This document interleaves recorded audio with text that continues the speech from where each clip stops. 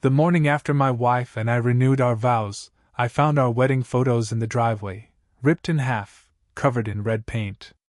Our neighbor had always been bitter about noise, but this felt personal.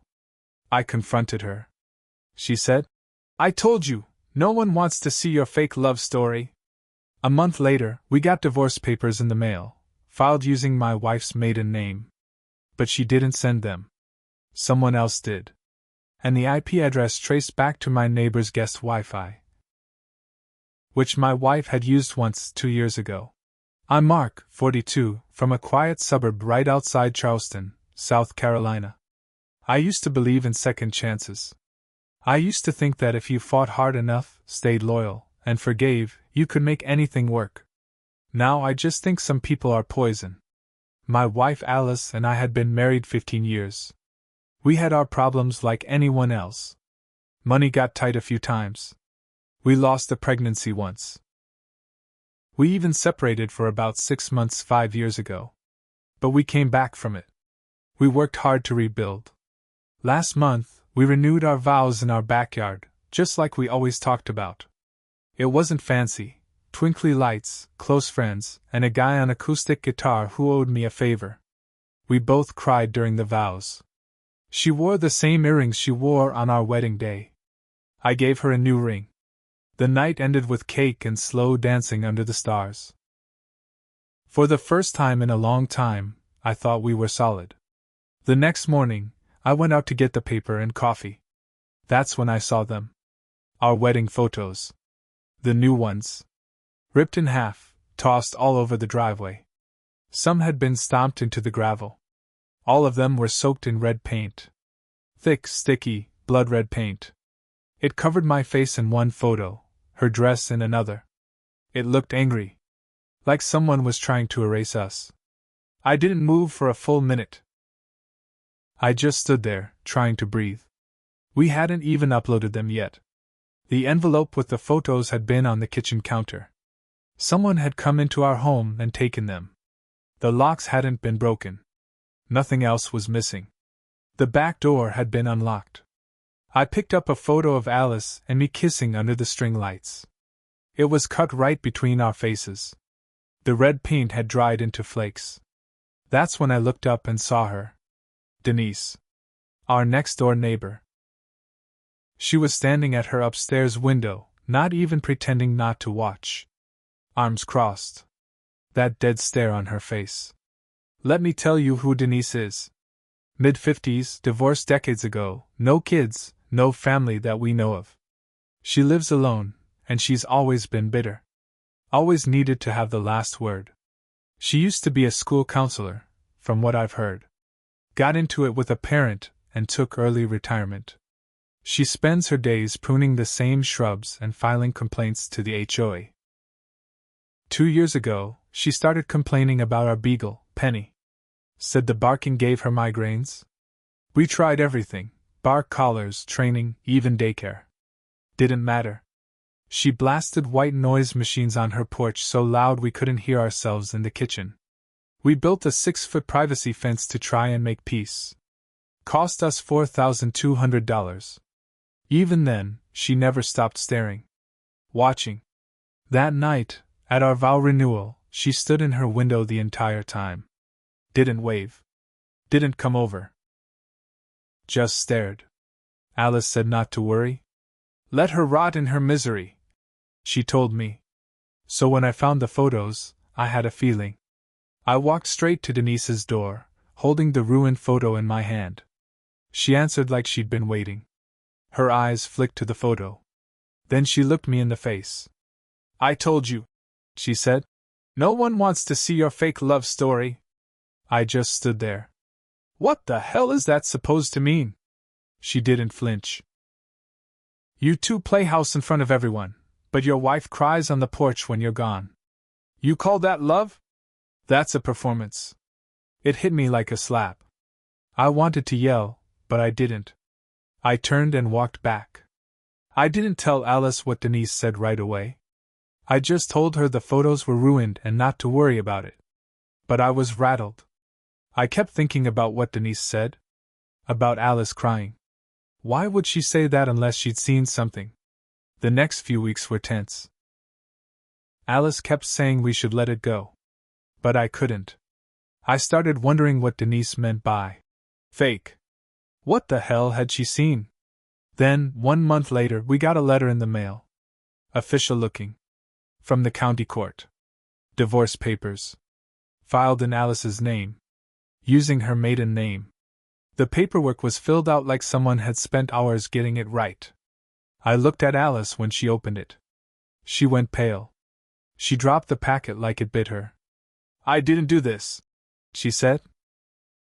I believed her. We called the court. They told us the divorce had been filed online. I work in IT. I know how this stuff works. I called an old friend who works in cyber forensics. He owed me a few favors. I gave him the submission info. He traced the IP address. It came from a Spectrum residential network. Guest Wi-Fi. The address? Denise's house. That's when I remembered. Alice had used Denise's Wi-Fi once, years ago, when ours was out. Just to check her email. She must have saved the password. Denise had access. And she used it. She logged into Alice's email, used the password reset, and filed the divorce using real names, dates, even our wedding certificate. But when I took it to the police, they told me it was a civil matter. Unless we could prove Denise got financial benefit from it, they wouldn't press charges. Said maybe it was a misunderstanding. It wasn't. I started watching. I set up cameras, one in the backyard, one on the porch, one in the living room facing the hallway. 2 weeks later, I caught her on one. 3:41 a.m. Denise, standing in our driveway, holding a jug of red paint. Just standing there. Staring at our house. Not moving. Then she turned and walked back home. That was it. That was the proof. But I didn't go to the cops. I went to a lawyer. He said we had a case. Civil harassment. Identity theft. Invasion of privacy. I could sue her for damages, maybe get a restraining order. But that wasn't enough. I wanted her to feel what I felt. So I waited. Waited for her open house. Because Denise had been trying to sell her house for months. She blamed the market. She blamed rowdy neighbors.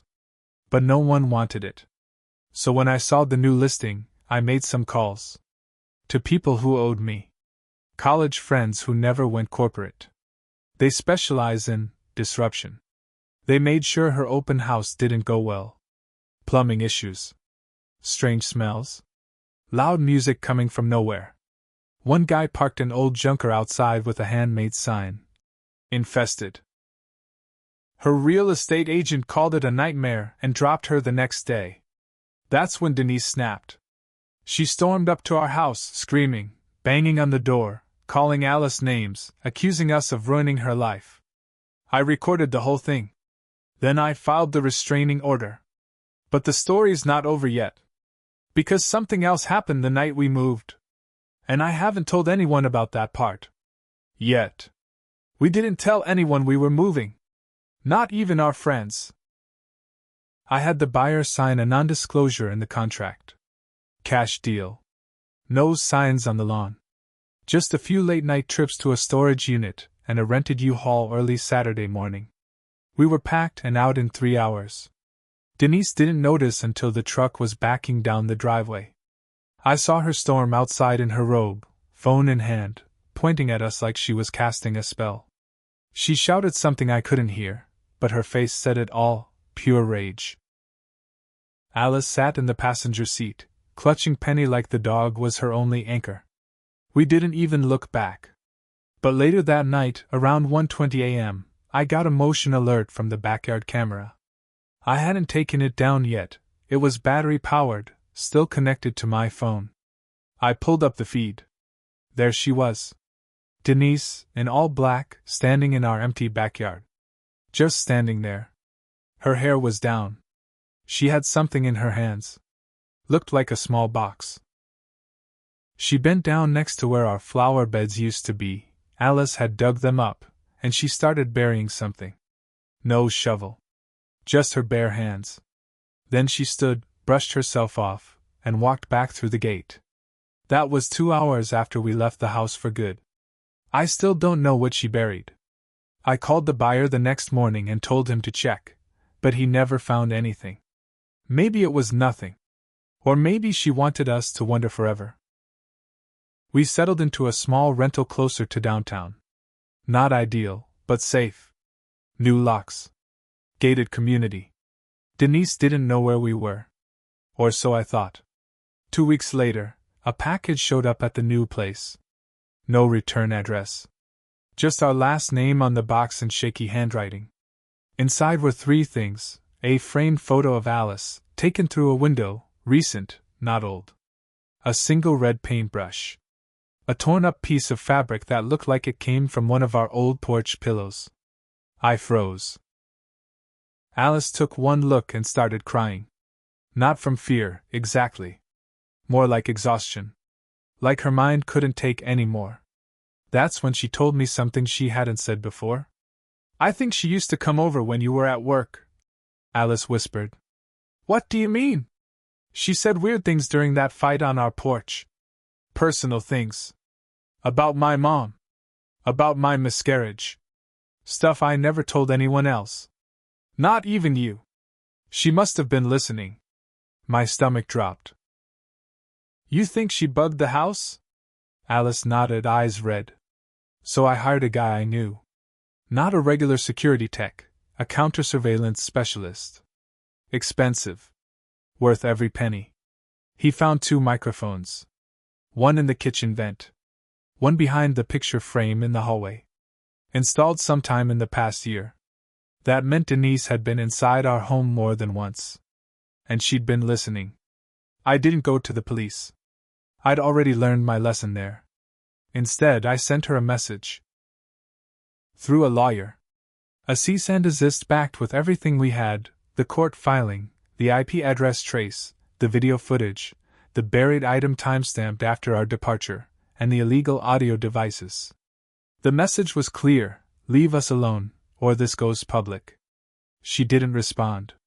But 3 days later she went off. Not at us, but at a young couple viewing a house down the block. She screamed at them in the street, called them liars, said they were part of the conspiracy. Cops showed up. She was taken in for a psychiatric evaluation. I thought that was the end of it. But then Alice got a message on Facebook. From a dummy account. Just 1 sentence. "Tell him what you did when he was gone." Alice turned white. She didn't say a word. Just handed me the phone and walked to the bathroom. She stayed in there a long time. When she came out, she was quiet. Too quiet. I asked her if there was something I needed to know. She shook her head. But that night, she slept in the guest room. That was 3 nights ago. And I haven't slept since. The next morning, Alice made coffee and acted like nothing had happened. She asked me about work. Said we should get Penny groomed. Talked about maybe finding a couples therapist now that things were finally quiet. But I couldn't stop thinking about that message. Tell him what you did when he was gone. I didn't push her. Not right away. Instead, I went into detective mode. I still had the password to the dummy email Denise used to file the divorce. It had been reset weeks ago, but I'd made a local copy of the inbox. I went through every sent item, every deleted message, every trace. That's when I found it, an email to herself. From the dummy account. Sent months before the divorce filing. Just 1 attachment. A photo. Blurry. Low light. Taken from behind a window or maybe a car windshield. It was Alice. On the back porch. Sitting real close to a man I didn't recognize. They weren't touching. But the body language said everything. The lean. The tilt of her head. The look on her face. And then I recognized the hoodie the guy was wearing. It belonged to Aaron. My old coworker. Younger guy, about 10 years younger than me. Always a little too friendly with Alice back when he used to come around. He stopped showing up after I confronted him once for making a joke that rubbed me wrong. I told Alice about it at the time. She said I was being insecure. Maybe I was. Maybe I wasn't. That photo was timestamped for a Friday afternoon last summer. I'd been at a conference in Atlanta. Alice had stayed home because Penny had an infection and couldn't be boarded. I never suspected anything. I didn't want to believe it. But I needed to know. So I asked. We were sitting on the patio that night. Calm breeze. She was sipping wine, acting normal. I showed her the photo. Her face went slack. I don't know what that is, she said. You know exactly what it is. She didn't say anything for a long time. Then she whispered. It was one time. I felt like the floor dropped out from under me. She looked like she wanted to shrink into the chair. I was angry. I felt ignored. You were always working, always tired, always stressed. He was there. I made a mistake. I didn't yell. I didn't throw anything. I just stood up and walked inside. Shut the door behind me. I didn't talk to her the rest of the night. But the more I thought about it, the more something felt off. Denise had that photo. Which meant she saw it happen. And didn't say anything. Not then. Not when we renewed our vows.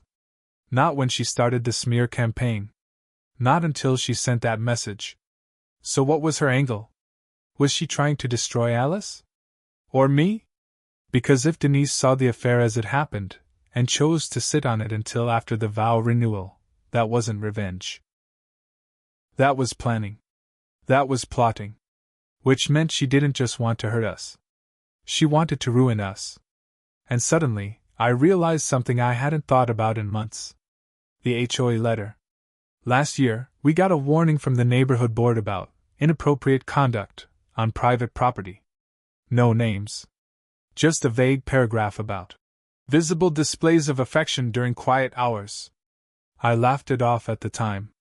Now I think that was Denise's first shot. And we didn't even see it coming. I couldn't sleep. So I started digging again. Not into Denise. This time, into Alice. Old emails. Calendars. Shared logins. Anything. And I found something I wasn't supposed to find. A deleted message chain from her old Yahoo inbox. Recovered from the email app on our shared tablet. She never cleared the cache. It was with Aaron. The guy in the photo. And they weren't just flirty. They were planning. There was talk about what happens if he finds out. A message from Aaron saying he didn't want to keep sneaking around like high schoolers. A reply from Alice. Just a little longer. I have to make it look like it was all him if we split. I can't lose the house. That message was dated 6 weeks before the vow renewal. Before the photos. Before the fake divorce. Before all of it. So now I don't know what's worse. Denise's obsession. Or my wife's betrayal. Because one of them tried to ruin my life from across the fence. And the other did it from our bed. And here's the part that's keeping me awake tonight. I don't think they acted alone. I think they knew about each other. I think they talked. I didn't want to believe it at first. The idea that Alice and Denise, two people who were so different, could somehow be connected felt insane. But as I sat in the dark, rereading the messages, I saw a pattern. Denise knew too much. She quoted things Alice had said privately. She knew about the miscarriage. About the fights Alice and I had behind closed doors. She knew about Aaron before I did. And then I remembered something else. 2 years ago, after our kitchen flooded and we lost internet, Alice went next door to use Denise's Wi-Fi. I thought it was weird at the time. She always said Denise gave her the creeps. But she came back and said Denise had actually been sweet. That they talked about life stuff. I brushed it off. That was the first breadcrumb. I went back through everything. Old call logs. I'd backed up our phone bill on a drive when we switched carriers last year. Alice said she hadn't spoken to Denise since the dog incident. That was a lie. There were over a dozen calls to a private number that matched Denise's old landline. They were short, under 2 minutes, but regular. Weekly. Sometimes more. All those calls happened when I was at work.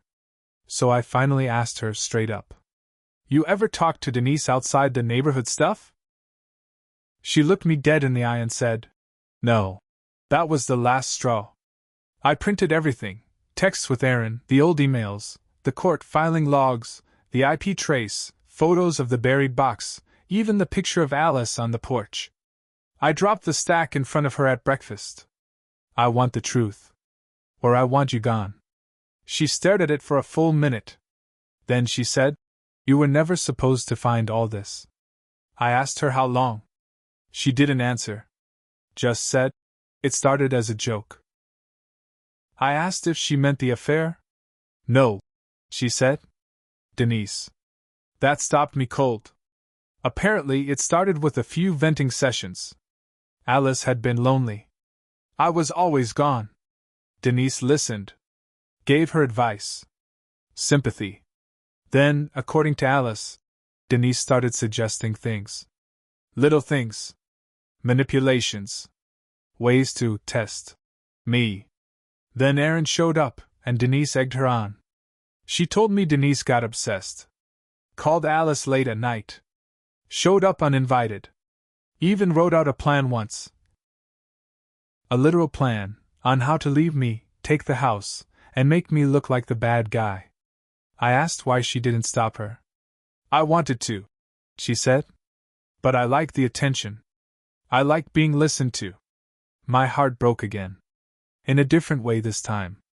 You two use me, I said. She didn't deny it. That night, I emailed everything to my lawyer. I told Alice I wanted the house. She could have the car and whatever else she wanted, but I wasn't walking away with nothing. Then I did something cold. I printed out the entire affair timeline and mailed it anonymously to Aaron's job, along with the picture of him and Alice on the porch. He worked in HR at a nonprofit that focused on family values. He got fired 3 days later. Then I sent the same packet to Denise's old school district board. She hadn't worked there in years, but I added a note that said, Just in case you're curious what your former staff gets up to in retirement. I don't know what came of it. Maybe nothing. But it felt right. 2 weeks later, Alice left. I let her take Penny. Not because I'm a good man, but because that dog didn't deserve to see what I'd become. After she moved out, I went to the old house one last time. The new owner let me in to get the last of our things from the garage. As I walked through, I felt nothing. No sadness. No nostalgia. Just a strange kind of peace. Until I saw something taped to the inside of the garage door. It was a picture. The one Denise took. The one of Alice and Aaron on the porch. And underneath it, in thick red marker, She never loved you. But I did. I stood there for a long time. I still don't know if it was meant to comfort me, or destroy me. Maybe both. Denise was never arrested. Never officially charged. She vanished about a month later. House sold, records scrubbed, phone disconnected. I heard through a neighbor that she left town. After a nervous breakdown. Good. Alice lives in Asheville now. She sent me a letter last month. It just said, I'm sorry. I was broken. I think maybe you were too. She's not wrong. I wasn't perfect. I buried myself in work. I ignored the signs. I didn't want to see the cracks. But I didn't lie. I didn't cheat. I didn't let a bitter woman manipulate me into blowing up a marriage. I took one last look at that picture in the garage before I closed the door. Then I drove away. This time for good.